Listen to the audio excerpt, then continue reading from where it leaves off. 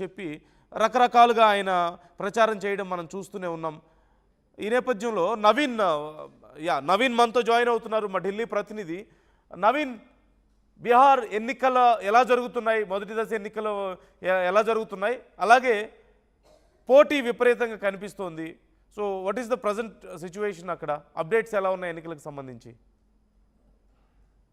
నన్ను ఉదయం 7 గంటలకి ఒక మొదటి దశ పోలింగ్ కూడా ప్రారంభమైంది. ఇప్పటివరకు అయితే ప్రశాంతంగానే కొనసాగుతున్నటువంటి పరిస్థితి తెలుస్తుంది. కానీ నితీష్ కుమార్ తో ఉన్నటువంటి మంత్రివర్గంలో ఉన్నటువంటి 16 మంది మంత్రులకు మాత్రం ఇది ఒక అగ్ని పరీక్ష మాత్రం చెప్పుకోవచ్చు. ఎందుకంటే వీరందరూ కూడా పోటీ చేస్తున్నటువంటి పరిస్థితి నెలకొన్నాయి. ముఖ్యంగా ఎన్డీఏ మాత్రం పూర్తి స్థాయిలో కూడా ఫోకస్ కూడా పెట్టడం జరిగింది. ఎట్టి పరిస్థితుల్లో బీహార్ లో బీజేపీ కేవైసీ చేసుకోలేని విధంగా కూడా వారు అనేక ప్రయత్నాలు కూడా చేస్తూ అనేక ప్రచారాలు కూడా చేపట్టినటువంటి పరిణామాలు కనిపిస్తుంది. మరోవైపు ఇటు ఏదైతే అనేక పార్టీలు అంటే అనేక పార్టీలతో పాటు ఇప్పుడు ఉన్నటువంటి పరిస్థితుల్లో మాత్రం ఉన్నటువంటి పరిణామాలు ఒకరిపై ఒకరు ఆరోపణలు చేస్తూ ముందుకు కూడా వెళ్ళినటువంటి పరిణామాలు కనిపిస్తున్నాయి. కానీ ఇప్పటి వరకు మనకున్నటువంటి సమాచారం ప్రకారం ఓటింగ్ శాతం దాదాపు 13.13% ఓటింగ్ కూడా నమోదైనట్టు కూడా మనకి సమాచారం ఉంటుంది. కాబట్టి ఈరోజు ఉదయం నుంచి ప్రారంభమైనటువంటి పోలింగ్ మాత్రం అనేక ప్రాంతాల్లో మాత్రం ప్రశాంతంగా కొనసాగుతున్నాయి. కొన్ని సమస్యాత్మకంగా ఉన్నటువంటి ఆ ప్రాంతాల్లో మాత్రం పెద్ద ఎత్తున పోలీసులు కట్టుదిట్టమైనటువంటి భద్రతా ఏర్పాట్లు కూడా చేయడం జరిగింది. ముఖ్యంగా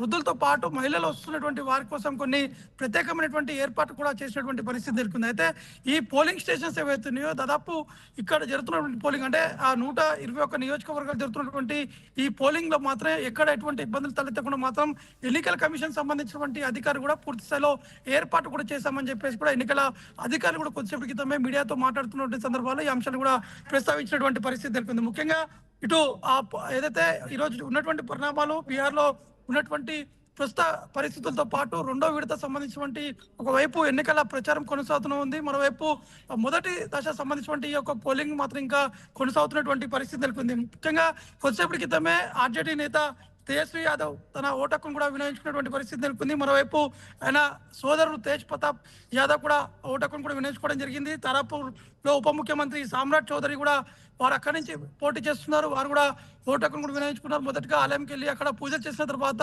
పోలింగ్ బూత్కి వచ్చి కూడా వారు ఓటకును కూడా వినియోగించుకున్నటువంటి ఆ పరిస్థితి నెలకొంది. కాబట్టి ఇప్పటివరకు అయితే కొంత ప్రశాంతంగానే బీహార్ లో పోలింగ్ అనేది కొనసాగుతూనే ఉన్నాయి. అంటే కొంత ఊపందుకునే చెప్పుకోవచ్చు. ఎందుకంటే సామాన్యంగా ఎక్కడైనా కానీ ఏ రాష్ట్రంలో కూడా పోలింగ్ జరిగితే మాత్రం మొదటి 2 గంటల్లో దాదాపు 6-7% మాత్రమే పోలింగ్ కూడా కొనసాగేటువంటి అవకాశం శాతం కనిపిస్తుంది. కానీ బీహార్ లో మాత్రం ఉదయం పూటనే పెద్ద ఎత్తున ఓటర్లందరూ కూడా క్యూ కూడా కట్టడం జరిగింది. తమ ఓటుకు వినియోగించుకోవడానికి పెద్ద ఎత్తున ఉన్నటువంటి యువత కూడా మేల్కొని ఖచ్చితంగా ఈసారి ఓటు వేయాలి, బీహార్ లో మార్పు రావాలని దిశ కూడా ప్రతి ఒక్కరు కూడా తమ ఓటుకు కూడా వినియోగించుకుంటామని చెప్పేసి కూడా కొత్త ఓటర్లు కూడా చెప్తున్నటువంటి పరిస్థితి నెలకొంది. కాబట్టి కొంచెం క్రితమే ఇటు ఎన్నికల అధికారులు కూడా ఈ యొక్క ఓటింగ్ శాతం కూడా ప్రకటన కూడా చెప్పడం జరిగింది. ఇప్పటి వరకు 2 గంటలు అంటే 7 నుంచి 9 వరకు దాదాపు 13.13% పోలింగ్ కూడా నమోదైనట్టు కూడా తెలుస్తుంది. నన్ను right thank you Naveen, thanks for the details. ఇప్పటికీ 13% పైగా ఓటింగ్ నమోదైనట్లుగా తెలుస్తోంది 7 గంటల నుంచి 9 గంటల మధ్యలో. సో ఓటింగ్ పర్సంటేజ్ ఈసారి భారీగా నమోదయ్యేటువంటి అవకాశాలు కనిపిస్తున్నాయి. అట్ ది సేమ్ టైం చాలా పకడ్బందీ ఏర్పాట్లు చేశారు, ఏమాత్రం అవకతవకలు లేకుండా. మరోవైపు ఈసీ కూడా ఈసారి చాలా జాగ్రత్తగా ఉంది.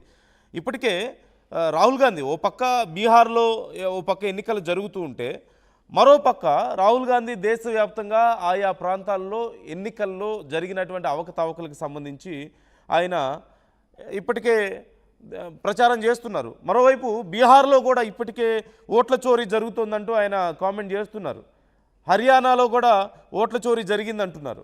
సో ఇలా అనేకమైనటువంటి ఇప్పుడు కొత్తగా రాహుల్ గాంధీ ప్రజెంటేషన్లో ఒక బ్రెజిల్ వ్యక్తికి, బ్రెజిల్ పౌరురాలకి సంబంధించిన ఒక ఫోటోను ఆయన ప్రదర్శిస్తూ తన పేరు మీద ఉన్నటువంటి ఓట్ల సంఖ్యను చెప్తూ ఏ పేర్లతో ఉన్నాయో చెప్తూ ఉంటే అక్కడ ఉన్న వాళ్ళందరూ ఆశ్చర్యపోయినటువంటి పరిస్థితి. అంటే ఎన్నికల సంఘం నిద్రపోతోందా, ఇదిగో ఇంత జరుగుతుంటే ఇంకా మీరు ఎన్నికల సంఘాన్ని ఎందుకని మనం ప్రశ్నించకూడదు అంటూ ఆయన ప్రశ్నిస్తున్నటువంటి తీరు ఖచ్చితంగా ఇంపాక్ట్ కనిపిస్తోంది. అలాగే ఎన్నికల సంఘాన్ని సైతం అలర్ట్ చేస్తున్నటువంటి పరిస్థితి కనిపిస్తోంది. అలాగే బీహార్లో ఈసారి ఫలితం ఎలా ఉండబోతుంది అనే దానికి ఎవరు చెప్పలేని పరిస్థితి. మిక్స్డ్ ఒపీనియన్స్ వస్తున్నాయి, ఒపీనియన్స్ పోల్స్ మనం చూసాం, మిక్స్డ్ ఒపీనియన్స్ మనకు కనిపిస్తున్నాయి. చాలా బలమైనటువంటి పోటీ కనిపిస్తుంది. So it's going to be a referendum for ఇప్పటి వరకు ఉన్నటువంటి బీజేపీ ప్రభుత్వం యొక్క విధానాలకి, ముఖ్యంగా ఆపరేషన్ సింధూర్కి కానీ వీటన్నిటికి కూడా ఇది ఒక రెఫరెండంగా ఉండబోతుందా, ప్రజల ఒపీనియన్ ఎలా ఉంది అనే దానికి. అట్ ద సేమ్ టైం రీసెంట్గా జరిగినటువంటి మన త్రివిధ దళాల ఎక్సర్సైజ్కి సంబంధించి కూడా ఈ బీహార్ ఎన్నికల కోసమే అది చేశారు. సర్క్రీక్ రీజన్లో మనం చేశాం కదా, త్రివిధ దళాలు అక్కడ ఎక్సర్సైజ్ చేయడం కానీ, మరోవైపు నోటం రిలీజ్ చేసుకోవడం, ఇరు దేశాలు అటు పాకిస్తాన్ ఇటు భారత్, అక్కడ ఉన్నటువంటి ఉద్రిక్త పరిస్థితులు ఇవన్నీ కూడా బీహార్ ఎన్నికల కోసమే అంటూ కొంతమంది అభిప్రాయాలు వ్యక్తం చేయడం కానీ, సో ఇలా మనం చూస్తూనే ఉన్నాం.